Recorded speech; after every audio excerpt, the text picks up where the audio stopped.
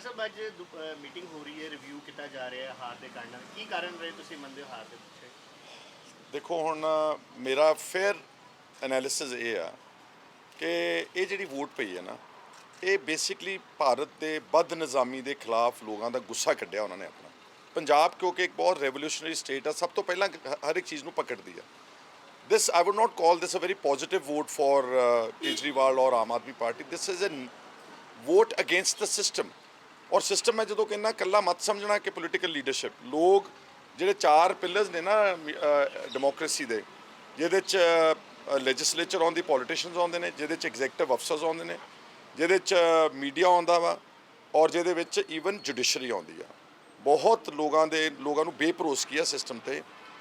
पंजाब क्योंकि मैं जिद्दां कहा कि सब तो पहला गल नूं पकड़दा इन्हां ने पूरा रज के इस बारी गुस्सा कढ़िया। हाँ, शिकार ऑफकोर्स कांग्रेस एंड अकाली दल उस दे होए ने, क्योंकि असीं 6-6 7-7 वारी सरकारां बना चुके सी एंड लोगों को लग्या कि the things have not improved. जिहड़ा आम सधारण बंदा किते जांदा सरकारे दुबारे दफ्तर उन्होंने धक्के पैंदे ने, उहदी बेइज्जती करते हैं, डिसरिस्पैक्ट ऑफिसर्स जिहड़े suppose to be public servants have become gods actually. अंदर बैठे भावां ताश खेडते होण, दारू पींदे होण, बाहर कह देंगे मीटिंग चल रही है जी, जाओ कल सवेरे आ जाओ। सो इस सिस्टम के खिलाफ वोट पई है। हाँ, इस मैंडेट नूं असीं ਉਹਦਾ स्वीकार करते हैं, बहुत बड़ा मैंडेट आया वा, असीं उस मैंडेट की रिस्पैक्ट करते हैं।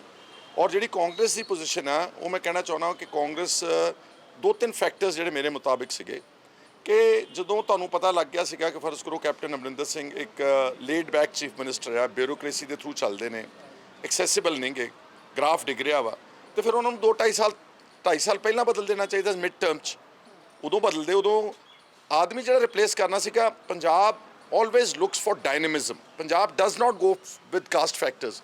माफ़ करना, ये तीसरा एक्सपेरीमेंट फेल होया वा पार्टी का दलित्स नूं लैके। मैं दलित का बहुत सत्कार करता वां, बाबा साहब अंबेदकर साढ़े तो चलो गुरु साहिबान ने यह शब्द ही उड़ाता सीगा जात पात का। पहली बार दुल्लो साहब, मैं उन्होंने सत्कार आ, उन्होंने पहली बार मैनूं जिले का प्रधान बनाया सीगा कपूरथले का, बट वो एक्सपेरीमेंट फेल होया। इलैक्शन आई, प्रेजिडेंट PPC सी के दुल्लो साहब अपनी इलैक्शन हार गए।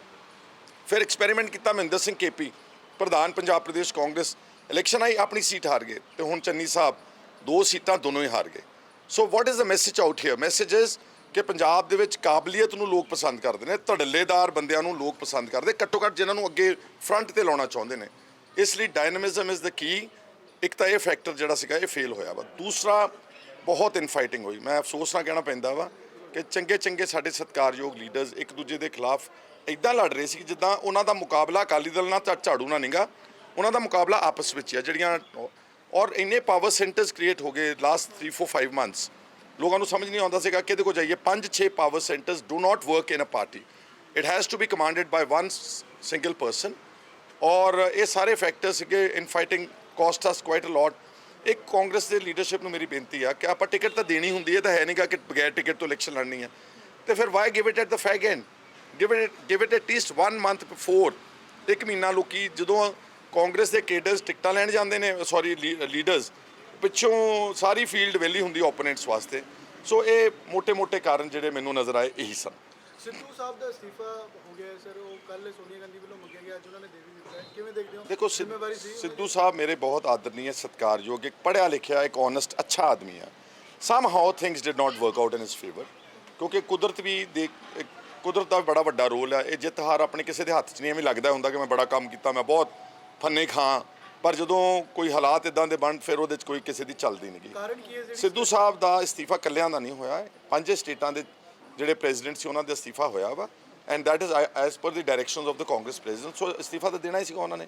सो इस करके जे प्रेजिडेंट भी बनाना हुण या लीडर ऑफ ऑपोजिशन बनाना, ये मैं कांग्रेस पार्टी को बेनती करूँगा कि don't go in for caste factors, कौन की करता वा, लुक फॉर डायनेमिक पीपल जिहड़े लोग निडरता ते निचिकता दे नाल पार्टी के केडर्स की हिफाजत कर सकन, लड़ सकन, दूजे की अख चक पा के विरोध कर सकन। ये नहीं गा कि असी लीडर ऑफ ऑपोजिशन प्रेजिडेंट बन गए तो असीं कॉम्प्रोमाइज़ मोड चले गए कि मैनू गड्डी वोटर कोठी दे दो, सिक्योरिटी दे दो, मेरी अपनी कॉन्स्टिट्यूएंसी सेफगार्ड कर दो एंड इट्स ऑल राइट, मैं नरम नरम विरोध करी चलूँगा। नहीं, इस बार विरोध जोड़ा वो डट के करना पऊगा और उसकी कीमत अदा करनी पैंदी है। मैं नॉट दैट कि मैं हंकार समझो, मैं जब लीडर ऑफ ऑपोजिशन सीगा, आ जिहड़ा मेरे ते ED ने केस बनाया, जिहड़ा NDPS का फाजिलका की FIR हुई, it is nothing but because I spoke vehemently against the government then.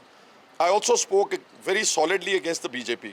ਮੈਂ ਉਹਨਾਂ ਦੀ ਰਡਾਰ ਤੇ ਇਸ ਕਰਕੇ ਆਇਆ ਕਿਉਂਕਿ ਮੈਂ ਯੂਆਪਾ ਦਾ ਵਿਰੋਧ ਕੀਤਾ, ਮੈਂ NIA ਦਾ ਵਿਰੋਧ ਕੀਤਾ, ਮੈਂ ਅਜੀਤ ਡੋਵਾਲ ਦਾ ਬਾਈ ਨੇਮ that he is interfering in Punjab affairs. DGP Dinkar Gupta the appointment captain Amarinder Singh the appointment ਨਹੀਂ ਸੀਗੀ, ਉਹ ਅਜੀਤ ਡੋਵਾਲ ਦੀ government of India the appointment ਸੀਗੀ। ਸੋ ਜੋ ਗੱਲਾਂ BJP ਨੇ ਗਲਤ ਕੀਤੀਆਂ ਮੈਂ ਅਪੋਜ਼ ਕੀਤਾ, ਉਹਦਾ ਮੈਨੂੰ ਕੀਮਤ ਅਦਾ ਕਰਨੀ ਪਈ। ਸੋ ਜਿਹੜਾ ਵੀ ਬਣਨਾ ਚਾਹੁੰਦਾ ਇਹ ਸੋਚ ਲਓ ਕਿ ਇਹਦੀ ਕੀਮਤ ਅਦਾ ਕਰਨੀ ਪੈਣੀ ਜੇ ਸੱਚ ਬੋਲਣਾ ਵਾ, ਜੇ ਲੜਨਾ ਵਾ। ਕਿ ਦੁਬਾਰਾ ਸੁਪਰ ਪੈਰਾ ਨੂੰ ਅਸੀਂ LOP ਵੇਖ ਸਕਦੇ ਹਾਂ। ਦੇਖੋ ਮੈਂ ਆਪਣੇ ਮੂੰਹੋਂ ਤਾਂ ਕਹਿੰਦਾ ਚੰਗਾ ਨਹੀਂ ਲੱਗਦਾ, ਲੇਕਿਨ ਮੈਂ ਹੰਕਾਰ ਮਤ ਸਮਝਣਾ ਪਲੀਜ਼। ਦੁਨੀਆ ਭਰ ਚੋਂ ਵਰਲਡ ਵਾਈਡ ਪੀਪਲ ਆ ਕੰਟਰੀਬਿਊਟਿੰਗ ਕਿ ਲੀਡਰ ਆਫ ਆਪੋਜੀਸ਼ਨ ਬਣਾਇਆ ਜਾਵੇ ਮੈਨੂੰ। ਉਹ ਇਸ ਲਈ ਕਹਿ ਰਹੇ ਨੇ ਕਿਉਂਕਿ ਉਹਨਾਂ ਨੇ ਮੇਰਾ ਕੰਮ ਉਹਨਾਂ ਦੀ ਪਬਲਿਕ ਡੋਮੇਨ 'ਚ ਪਿਆ ਵਾ। 2017-18 ਜਿਹੜਾ ਮੈਂ ਕੰਮ ਕੀਤਾ, ਜੋ ਮੈਂ ਸਾਰੇ ਪੰਜਾਬ ਦੇ ਵਿੱਚ ਜਿਹੜਾ ਸੀਗਾ, ਚਾਹੇ ਉਹ ਹਰ ਕਿਸਮ ਦੇ ਮਾਫੀਏ ਨਾਲ ਲੜਾਈ ਲੜੀ, ਤਾਕਤਵਰ ਲੋਕਾਂ ਦੇ ਨਾਲ ਲੜਾਈ ਲੜੀ, ਔਰ ਇੱਕ ਮਿਨਿਸਟਰ ਨੂੰ ਇਸਤੀਫਾ ਦੇਣਾ ਪੈ ਗਿਆ, which also meant that it was a big achievement that time. So ਲੋਕਾਂ ਨੂੰ ਪਤਾ ਵਾ, ਲੋਕਾਂ ਨੂੰ ਯਾਦ ਆ ਕਿ ਇਹਨੇ ਕੰਮ ਅੱਛਾ ਕੀਤਾ ਸੀ, ਇਸ ਕਰਕੇ ਮੇਰਾ ਨਾਮ ਪ੍ਰਚਲਿਤ ਹੈ। ਆਪੋਜੀਸ਼ਨ ਲਈ ਇਹ ਵੀ ਕਿਹਾ ਜਾ ਰਿਹਾ ਕਿ VOTING ਕਰਵਾਉਣੀ ਚਾਹੀਦੀ ਹੈ। ਸੁਨੀਲ ਜਾਖੜ ਨੇ ਕਿਹਾ ਦੇਖੋ ਪਹਿਲਾ ਰਾਈਟ ਤਾਂ ਹੈਗਾ ਪਾਰਟੀ ਦੀ ਲੀਡਰਸ਼ਿਪ ਦਾ, ਜੋ ਫੈਸਲਾ ਕਰਨਗੇ ਸਾਨੂੰ ਸਵੀਕਾਰ ਹੈ। But if you want to widen the scope of getting information and public opinion, then I think I would not say voting, MLAs ਦੀ ਰਾਏ ਲੈ ਲਓ, 117 ਕੈਂਡੀਡੇਟਸ ਦੀ ਰਾਏ ਲੈ ਲਓ, ਬਲਕਿ go beyond that ਲੋਕਾਂ ਦੀ ਰਾਏ ਲੈ ਲਓ। ਇੱਕ ਦੇ ਦਿਓ ਆਪਣਾ ਆਬਜ਼ਰਵਰ ਦਾ ਜਾਂ 2-3 ਨੰਬਰਸ ਦੇ ਦਿਓ, let people tell you Punjab ਦੇ ਲੋਕ ਕਿਹਨੂੰ ਚਾਹੁੰਦੇ ਨੇ।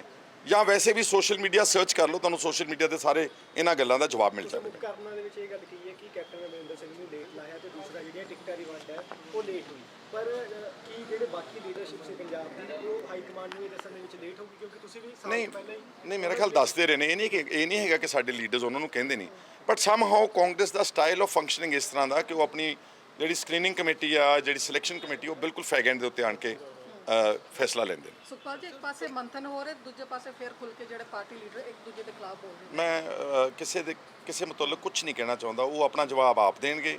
ਆਲ ਆਈ ਕੈਨ ਸੇ ਇਜ਼ ਕਿ this is a time when we need to stick together।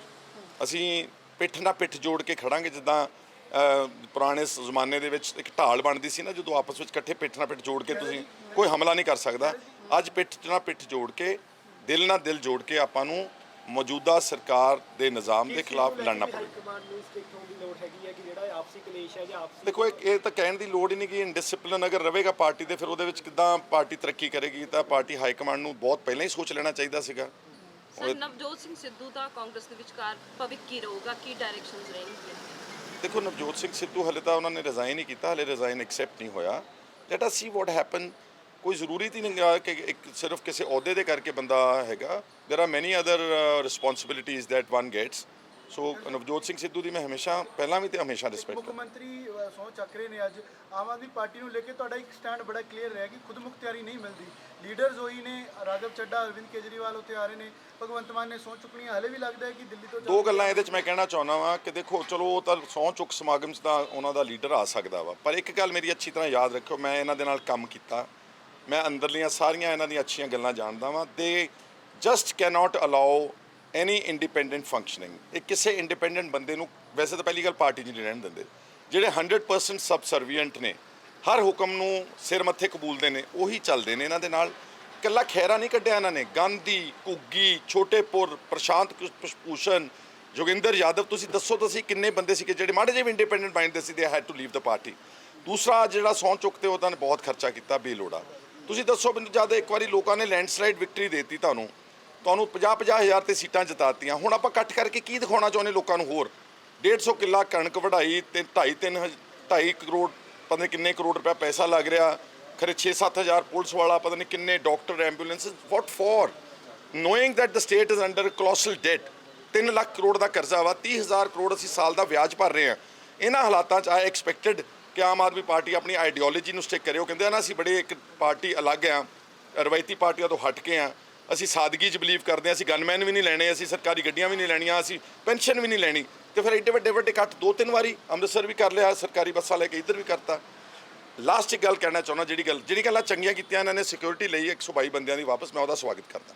ਮੈਂ ਇੱਥੋਂ ਤੁਹਾਨੂੰ ਕਹਿਣਾ ਚਾਹੁੰਦਾ, ਭਗਵੰਤ ਮਾਨ ਨੂੰ, ਮੇਰੇ ਕੁਲੀਗ ਰਹੇ ਨੇ, ਮੇਰੇ ਛੋਟਾ ਭਰਾ ਮੇਰਾ, ਜਿਹੜੀ ਵੀ ਗੱਲ ਅੱਛੀ ਕਰਨਗੇ ਮੈਂ ਉਹਦਾ ਸਵਾਗਤ ਕਰੂੰਗਾ, ਇਰਰਿਸਪੈਕਟਿਵ ਆਫ ਪਾਰਟੀ ਅਫੀਲੀਏਸ਼ਨਸ। ਪਰ ਜਦੋਂ ਗੱਲ ਗਲਤ ਕਰਨਗੇ ਉਹਨੂੰ ਮੈਂ ਟੋਕੂ। ਹੁਣ ਦੇਖੋ MLAs ਨੇ ਇਹਨਾਂ ਦੇ, ਇਹ ਹਸਪੀਟਲ ਚੈੱਕ ਕਰਦੇ ਨੇ, ਸਕੂਲ ਚੈੱਕ ਕਰਦੇ ਨੇ, ਥਾਣਿਆਂ ਜਾਂ ਵਾਟਐਵਰ।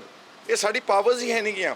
Try to understand. ਮੈਂ ਆਪਣੇ ਸਾਰੇ ਨਵੇਂ ਇਲੈਕਟਡ ਐਮਐਲਏਜ਼ ਨੂੰ ਕਹਿਣਾ ਚਾਹੁੰਦਾ ਕਿ ਐਮਐਲਏ ਇਜ਼ ਬੇਸਿਕਲੀ ਇੱਕ ਲਾਅ ਮੇਕਰ, ਵਿਧਾਨਕਾਰ ਆ ਇਹ। ਸਾਡੇ ਕੋਲ ਐਡਮਿਨਿਸਟ੍ਰੇਟਿਵ ਪਾਵਰਸ ਨਹੀਂ ਹੈ। ਅਸੀਂ ਕੋਈ ਰਜਿਸਟਰ ਨਹੀਂ ਚੈੱਕ ਕਰ ਸਕਦੇ, ਅਸੀਂ ਕੋਈ ਹਸਪੀਟਲ ਨਹੀਂ ਚੈੱਕ ਕਰ ਸਕਦੇ। ਔਰ ਇੱਕ ਡਾਕਟਰ ਵਿਚਾਰਾ ਸੀ, ਸ਼ਾਇਦ ਉਹਦੀ ਥੋੜੀ ਬਹੁਤੀ ਪੀਤੀ ਹੋਈ ਸੀ ਤੇ ਆਮ ਆਦਮੀ ਪਾਰਟੀ ਨੇ ਉਹਦੀ ਤੋਹੀਨ ਕੀਤੀ on live on the Facebook, which was very very very saddening. ਔਰ ਮੇਰਾ ਖਿਆਲ ਸ਼ਾਇਦ ਹੀ ਵਾਸ ਸੇਇੰਗ ਕਰੋਨਾ ਦਾ ਕਹਿਣਾ ਤਾਂ ਸੀਗਾ ਕਿ ਇਹਦਾ ਮੈਡੀਕਲ ਕਰਾਓ, ਮੁਲਾਜ਼ਾ ਕਰਾਓ। ਉਹ ਕਹਿੰਦਾ ਜੀ ਪੋਸਟਮਾਰਟਮ ਕਰਾਓ। This is very bad. Officers ਦੀ ਤੋਹੀਨ ਨਾ ਕਰੋ। ਆਫਿਸਰ ਠੀਕ ਹੈ, ਤੁਸੀਂ ਇੱਕ ਪਾਲਿਸੀ ਬਣਾਓ। ਤੁਹਾਨੂੰ ਲੱਗਦਾ ਕਿ ਅਫਸਰਸ਼ਾਹੀ ਕਰਪਟ ਆ ਪੰਜਾਬ 'ਚ, ਮਾੜੀ ਆ, ਸਾਰੇ ਮਾੜੇ ਨਹੀਂ ਹੁੰਦੇ, ਪਰ ਚਲੋ ਜਿਹੜੇ ਮਾੜੇ ਨੇ ਤੁਸੀਂ ਇੱਕ ਨੀਤੀ ਬਣਾਓ ਨਾ ਚੰਡੀਗੜ੍ਹ ਤੋਂ ਕਿ ਆਹ ਸਾਡੀ ਪਾਲਿਸੀ ਆ। Officers will have to follow this policy. They will have to be present from 9 to 5. There will be biometric hand prints. Nobody can leave the office. And time bound ਫੈਸਲੇ ਲੈਣੇ ਪੈਣਗੇ। ਇਹ ਨਹੀਂਗਾ ਕਿ ਨੰਬਰਦਾਰੀ ਕਰ ਰਹੇ ਆ ਤੇ ਸਾਲ ਨੰਬਰਦਾਰੀ ਦੇ ਫੈਸਲੇ ਟੰਗੇ ਹੋਏ ਨੇ। ਨਿਸ਼ਾਨਦੇਹੀ ਚੱਲ ਰਹੀ ਹੈ, ਦੋ ਸਾਲ ਨਿਸ਼ਾਨਦੇਹੀਆਂ ਦੇ ਫੈਸਲੇ ਚੱਲ ਰਹੇ ਨੇ। Time bound, accountability, transparency, this has to be done at the government level through a policy, not by checking random checking. So ਇਹ ਮੈਨੂੰ ਦੁੱਖ ਲੱਗਿਆ। ਮੈਂ ਆਪਣੇ ਐਮਐਲਏ ਕੁਲੀਗਸ ਨੂੰ ਕਹੂੰਗਾ ਕਿ ਆਪਾਂ ਨੂੰ ਸ਼ੋਭਦਾ ਹੀ ਨਹੀਂਗਾ ਵੈਸੇ ਕਿ ਆਪਾਂ ਜਾ ਕੇ ਥਾਣਿਆਂ 'ਚ ਜਾਂ ਸਕੂਲਾਂ 'ਚ ਜਾਂ ਹਸਪਤਾਲਾਂ ਦੇ ਵਿੱਚ, ਤਹਿਸੀਲਾਂ ਦੇ ਵਿੱਚ ਜਾ ਕੇ ਆਪਾਂ ਅਫਸਰਾਂ ਦੀ ਤੋਹੀਨ ਕਰੀਏ। ਇਹ ਤੋਹੀਨ ਨਹੀਂ ਬਣਦੀ ਨਹੀਂ ਗੀ ਤੋਹੀਨ, ਕਿਉਂਕਿ ਸਾਡੇ ਕੋਲ ਪਾਵਰਸ ਟੂ ਸਸਪੈਂਡ ਨਹੀਂ ਗਿਆ। ਅਸੀਂ ਚਾਰਜ ਸ਼ੀਟ ਨਹੀਂ ਕਰ ਸਕਦੇ, ਅਸੀਂ ਕੋਈ ਰਿਕਮੈਂਡ ਨਹੀਂ ਕਰ ਸਕਦੇ। ਇਹ ਤਾਂ ਸਿਰਫ ਚੀਫ ਸੈਕਟਰੀ ਕਰ ਸਕਦਾ, ਉਹਨਾਂ ਨੂੰ ਅਫਸਰਾਂ ਦੀ ਤਲਬੀ, ਜਵਾਬ ਤਲਬੀ, ਜਾਂ ਉਹਨਾਂ ਦੇ ਹੈਡ ਆਫ ਡਿਪਾਰਟਮੈਂਟਸ ਕਰ ਸਕਦੇ। ਦਿਸ ਵਾਸ ਮਾਈ ਸਟੈਂਡ ਔਨ ਦੀਜ਼ ਇਸ਼ੂਜ਼। ਸ਼ਹਿਰਾ ਸਾਹਿਬ ਇੱਕ ਸਿਆਸੀ ਨਾਲ ਇਹ ਵੀ ਚਰਚਾ ਕਰਨ ਲੱਗੇ ਨੇ ਕਿ ਕਾਂਗਰਸ ਦੀ ਹਾਰ ਦਾ ਇੱਕ ਵੱਡਾ ਕਾਰਨ ਇਹ ਵੀ ਹੈ ਜਿਹੜੇ ਇਰਰੈਲੇਵੈਂਟ ਬਿਆਨਬਾਜ਼ੀ ਕੀਤੀ ਗਈ ਹੈ ਜਾਂ ਫਿਰ ਬਚਕਾਨੇ ਬਿਆਨ ਦਿੱਤੇ ਗਏ ਨੇ, ਚਾਹੇ ਤਾਂ ਉਹ ਭਈਆ ਕਿਹਾ ਗਿਆ ਹੋਵੇ, ਚਾਹੇ ਫਿਰ ਉਹ ਪੰਡਿਤ ਕਾਲਾ ਕਿਹਾ ਗਿਆ। ਦੇਖੋ ਇੱਕ ਗੱਲ ਹੈਗੀ ਆ ਕਿ ਇੱਕ ਮੈਂ I will also give this suggestion ones things settle down. Spokesperson ਹੁੰਦਾ ਨਾ ਪਾਰਟੀ ਦੇ ਜਿਹੜਾ ਟੀਵੀ ਤੇ, ਉਹ ਪਹਿਲਾਂ ਆਥੋਰਾਈਜ਼ਡ ਨੂੰ ਹੀ ਇੱਕ ਕਹਿਣ। ਆਪ ਇੱਥੇ ਤਾਂ ਖਲਾਰਾ ਮਚਿਆ ਹੋਇਆ ਸੀ, ਜਿਹਦਾ ਦਿਲ ਕਰਦਾ ਸੀ ਕੋ ਜਾ ਕੇ ਜੋ ਦਿਲ ਕਰਦਾ ਸੀ ਬਿਆਨ ਦੇ ਰਿਹਾ ਹੈਗਾ। ਆਥੋਰਾਈਜ਼ਡ ਬੰਦਿਆਂ ਨੂੰ ਸਪੋਕਸਪਰਸਨ ਬਣਾਓ, ਉਹੀ ਪਾਲਿਸੀ ਸਟੇਟਮੈਂਟਸ ਦੇਣ। ਔਰ ਕੋਈ ਸਟੇਟਮੈਂਟ ਇੱਦਾਂ ਦੀ ਨਹੀਂ ਦੇਣੀ ਜਿਹਦੀ ਲੋਕਾਂ ਨੂੰ ਚੁੱਭੇ। ਬਹੁਤ ਸਾਰੇ ਬੁਲਾਰੇ ਮੈਂ ਦੇਖਦਾ, ਮੈਂ ਕਿਸੇ ਦਾ ਨਾਮ ਨਹੀਂ ਲੈਣਾ, ਉਹ ਮੈਨੂੰ ਚੁੱਭਦੀਆਂ ਸੀ ਗੱਲਾਂ ਜਦੋਂ ਬੋਲਦੇ ਸੀ, ਤਾਂ ਇਹਦਾ ਮਤਲਬ ਆਮ ਜਨਤਾ ਨੂੰ ਨਹੀਂ ਚੁੱਭਦੀਆਂ ਹੋਣਗੀਆਂ। ਸੋ ਜਦੋਂ ਕਿਸੇ ਦੇ ਖਿਲਾਫ ਆਪ ਸ਼ਬਦ ਬੋਲਣਾ, ਕਿਸੇ ਨੂੰ ਕਹਿਣਾ, ਚਲੋ ਅਗਰ ਕੁਝ ਵੀ ਲਫ਼ਜ਼ ਕਹੇ ਗਏ ਨੇ ਉਹ ਗਲਤ ਹੈ। ਧੰਨਵਾਦ।